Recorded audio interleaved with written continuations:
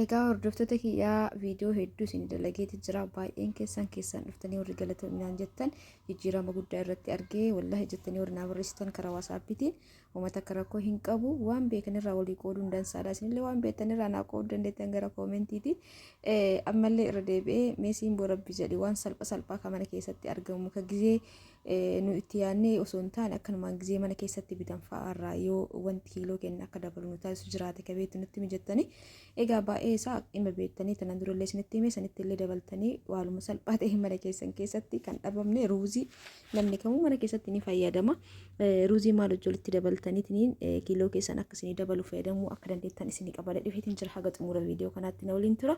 Salaamtallee hin daganne. Assalaamu alaykum wa rahmatullahi wa barakaatuh. Akkam nagaa jirtanii hordoftoota simbootu hundi keessanii akkam jirtan fayyaa keessanii hordoftoonni biyya alaas biyya keessas hundi keessanuu bakkuma jirtanitti warreen daawwattan akkam jirtan fayyaa keessanii dalagaa fi maal fakkaatanii jecha na bira bareedo alhamdulillah isin biras bareeda akka ta'e hawwiin qaba.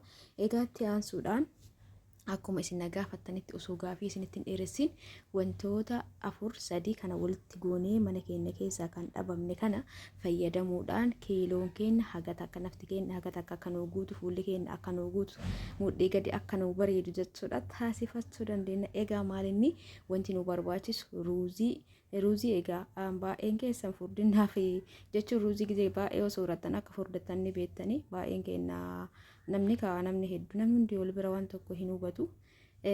Ruuzitti aansee immoo muuzitu jira.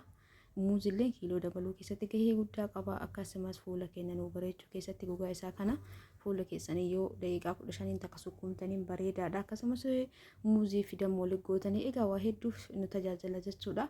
Muuzni nu barbaachisa viidiyoo har'aa kana hojjechuuf ruuzii affeeltaniiti ruuzii adii addatti affeeltanii egas booda muuzii qulqulluu yookaan muuzii nyaataaf ta'u jechuudha. Muuziin gosa hedduutu jira egaa kata'ellee haa ta'u walumaa galatti muuzii qulqulluu kan nyaataaf ta'u ni qopheeffattan.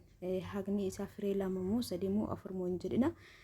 Haga juusii isin qopheeffachuu barbaadanii san irratti hundaa'a jechuudha. Hordoftoota kiyyaa kanaaf wantoota kanneen qofa walitti dabaltanii karaa kamiin akka hojjettanii akka juusaatti itti dhuguu dandeettan isinii qabadhee dhufeetiin jira. Warri katanaan durallee ilaaltan dhugaa dubbachuuf viidiyoo guyyaa duraa hojjedhe tokko nama 25,000 tolaalee itti aansee nama gara 7,000 laalee jira. Itti aansee viidiyoo sadaffaa nama 10,000 tolaale jechuudha. Kana jechuun baay'een keessan hedduu qal'attanii qal'inni keessan yaaddoo isinitti ta'ee jira jechuudha. Dhugaa dubbachuuf sirriidha. Qal'inni akkasii sunallee mudatee ture nama jibbiisa jechuudha. Uffannu namarraa hin tolu furdina garmalee osoo hin ta'in qal'ina jiddu galeessa. Egaa muuzii keessan eega irraa quncifattaniin booda akkasumatti illee maashina keessatti naquu dandeettan yoo barbaadan akkanatti albeedhaan babbaqastanillee yookaan mummurtanillee itti naqachuu dandeettani. Wanti nu barbaachisu ruuzii, muuza, paapaayaa aannan jechuudha.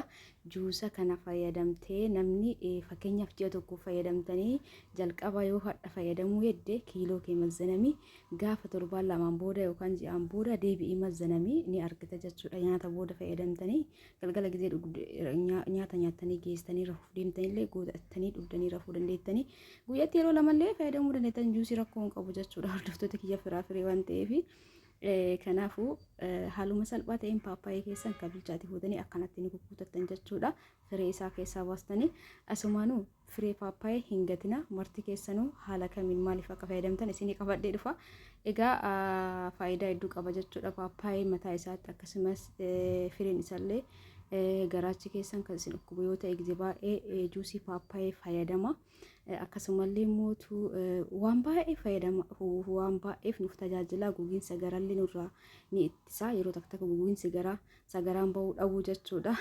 Daa'imman teessaniifillee ofii keessaniifillee fayyadamaa gizee akkasiisan gogiinsa garaallee nurraa ittisa jechuudha. Juusiin paappaayee muuzii haala sanii kukkutattanii maashina nattan sanitti paappaayeen kan tokko adiidha tokko diimaadha keessi isaa itti naqattan. Inni sadaffaa abukaadoo jechuudha. Abukaadoo qulqulluu ta'ee fi bilchaataa ta'e qulqulluu ka ta'e jechuudha. Isa sanillee egaa abukaadoolee haaluma salphaan ka argamudha. Wantoonni kunniin hunduu noormaalii yeroo kamuu mana keenya keessatti hin dhabama jedhee hin yaadu. ni fayyadamna waan ta'eef paappaayillee abukaadollee jechuudha. Dhiifama gara kararra kadabaraa jiru sagaleen as keessa seenaa jiru manni kiyya kararra waan ta'eef jechuudha. Akkasii inni sadaffaa abukaadoo kanallee qoncistanii akkuma reefisanitti kukkutuudhaan itti naxxani. Eegaa wallaahi laazim waan biraa fayyadamuuf hin xaarina warri qal'attanii akka malee qal'attan juusii guyyaarraa dhugaa. Aanumatu isiniin jedhe akkuma ijoolleen baay'een siin buugalatoomii jijjiirama guddaa ofirratti argee jijjiirama guddaa qaama kiyya irratti argi jettanii naa barreessitan isinillee warri amma deebitanii na gaafattan akka jettan homaa shakkii hin qabu. Baay'inaan warri fudhachuu barbaadan juusa fayyadama akkasumas loozii fayyadama dhadhaa loozii jechuudha ni beektanii looziilleen gosa hedduu jira isa daabboodhaan fayyadama. Ruuzallee gara nyaataatiinis gara juusaatiinillee fayyadamuu dandeettan. Egaa wantoota amma walitti ciccirreessanitti dabalataan ruuzii qulqulluu egaa ruuziin raayisiin yookaan ruuziin gosa hedduu jira. Isa keessaa kan mana keessan jiru bishaan qofaan ni affeeltan. Dhageettanii bishaan qofaan affeeltanii xiqqishoos jechuudha. Sinii takkallee ta'uu danda'a, sinii lamallee ta'uu danda'a.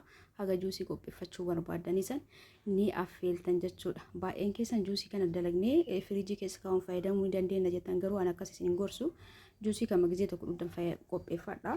Deebi'aati immoo ammallee gizee biraa gizee fayyadamtan qopheeffadhaan isin jaa. Ruuziin keessan egaa kanatti bilchaateen booda fuutanii maal gootu makaa ammaan tana walitti manne sanitti naxxanii jechuudha. Argaa jirtanii makaa maaliti muuzii paappayaa abukaadoo waan sadiin kan walitti murree jirra. Inni arfaffaa ruuzii affeeltanii kunoo akkuma argitan kanatti eega bishaan fixateen booda isatti achi naxxanii jechuudha. Ruuzii adii kan affeeltanii odoo homaa ittiin godhin homaa ittiin gootan ashaboollee ittiin gootanii bishaanumaan affeeltan. Eega kana gootanii geessanii aannan burcuqqoo tokko ittiin dabalatan jechuudha. Hordoftoota kiyyaa aannan itti tullee ta'uu danda'a garuu aannan noormaalii kanatu irra bareedaadha. Garuu itti tullee ni ta'a jechuudha. Egaa wanta nama isinii hime kana keessaa wanti isinirraa fagoo jiru yookaan wanti isin argachuuf rakkattan takkayyuu hin jira jedhee hin yaadu. Kanaafuu aannan illee akkuma salphatti argachuu dandeettanii ruuzni illee mana keessatti fayyadamna akkasumas abukaadoo muuzii paappayaa illee salphaa jechuudha. Kana godhuudhaan haga ji'a tokko osoo addaan hin kutiin fayyadamitiin akka jijjiirama argine ni agarta jechuudha. Gaafa jijjiirama agarte siimbootu godhi YouTube irra seeni siimbootu sarchi godhi yoo subscribe illee godhin kottu naa barreessi koomentii makana jalatti juusii kana fayyadami ji'a tokkoof jechuudha.